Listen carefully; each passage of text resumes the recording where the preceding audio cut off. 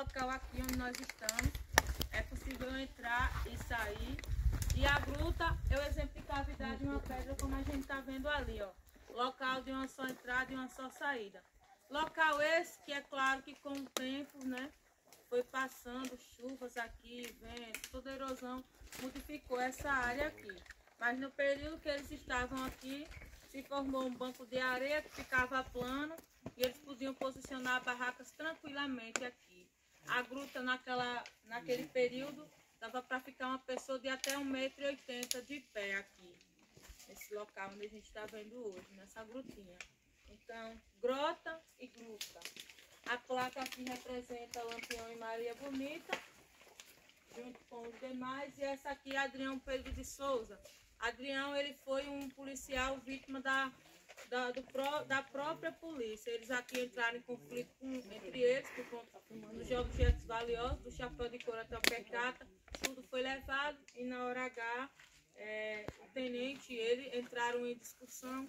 O tenente matou o soldado, levou o corpo e alegou superiores que tenha sido o cangaço. Então a morte dele é conhecida como fogo amigo, porque foi um colega de farda quem o matou, tá certo?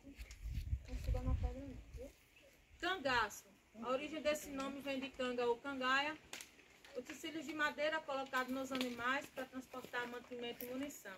Mas eles eram a própria canga, eles levavam com eles cerca de 45 a 50 quilos no próprio corpo, né, no ombro, como a gente costuma falar.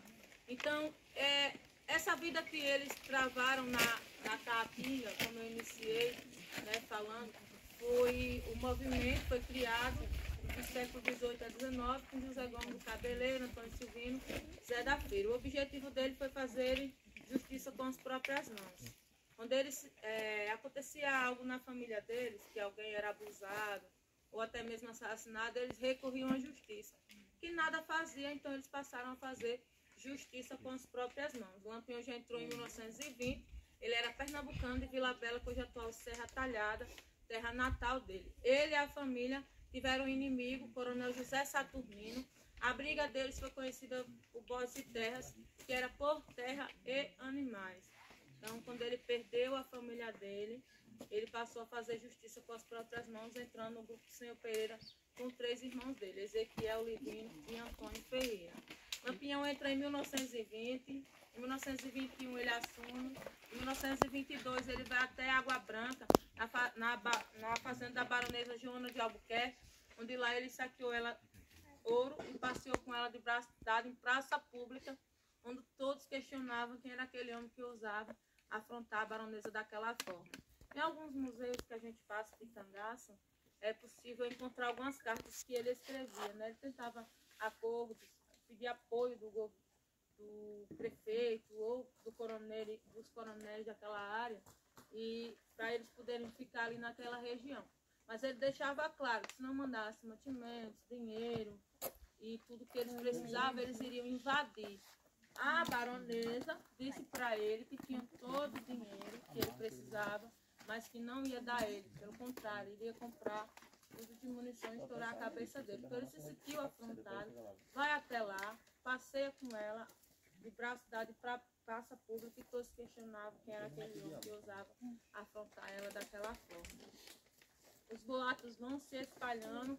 Lampião tinha acabado de começar, mas em 1926 ele vai até Juazeiro, a convite de Padre Cícero, a pedido de Floro Bartolomeu.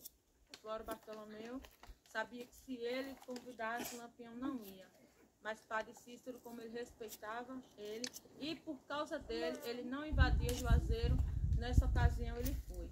A Coluna Prestes, um movimento liderado pelo Luiz Carlos Prestes, ele ameaçava invadir Juazeiro. Então, lá, Rodolfo Fernandes pede para que Padre Cícero convidasse Lampião, não para ter ele como aliado. Ele queria ali a oportunidade de colocar os dois frente a frente, e ambos iriam se destruir, e acabou o problema. Só que quando ele chegou lá, ele disse para Padre Cícero que a briga não era dele, e Carlos Prestes não era um homem de se confrontar, e sim de se admirar, porque ambos tinham os mesmos interesses, né?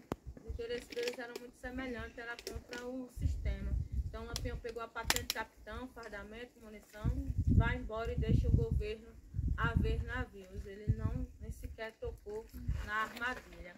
Em 1927, um ano depois, Lampião vai a Mossoró, no Rio Grande do Norte. Ele também manda um bilhete para Rodolfo Fernandes, que era um antigo prefeito, né, do local de Mossoró. E Rodolfo Fernandes, ao contrário da baronesa, deu uma resposta positiva, garantiu dar o dinheiro, combinou para ele poder buscar, mas quando ele foi lá em busca do dinheiro, era uma emboscada. A população de Mossoró tinha se posicionado em torre de igreja, casa de prefeito, fortemente armados. Eles reagiram e colocaram o bando de Lampião para correr a chuva de bala. E hoje lá eles comemoram uma festa que chama-se Chuva de Bala no País de Mossoró, que foi uma peça de teatro, é uma peça de teatro que todos os anos eles apresentam, simulando a tentativa de invasão.